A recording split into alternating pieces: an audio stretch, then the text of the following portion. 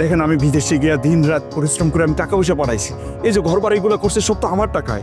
আমি আব্বার চিকিৎসা করাইছি, আম্মার চিকিৎসা করাইছি, তাছাড়া বাড়িতে টাকা পয়সা পাঠাইছি, গঞ্জে একটা দোকান নিছি, আরও কিছু নগদ টাকাও আছে, এগুলো তো বড় ভাইয়ের কাছে আছে। তুমি গঞ্জে দোকান নিছো? ওটা তো তোমার বড় ভাইয়ের নামে। না ঠিক আছে, সেটা বড় ভাইয়ের নামে, আমি তো বড় ভাইয়ের টাকা দিছি, আমার টাকা দিয়ে কিনছি, এটা তো আমারই। ঠিক আছে, নগদ টাকা আর গঞ্জের ওই দোকান তোমার বড় ভাইয়ের থেকে বুঝে নাও, তারপর এ বিষয়ে চিন্তা করে দেখো। ঠিক আছে?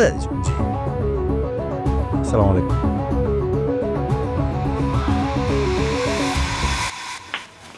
আবির, সেতুতি, তুমি চিন্তা করো না, আমি আজকে বড় ভাইয়ের সাথে কথা বলে গঞ্জের দোকান আর টাকার ব্যবস্থা করতেছি।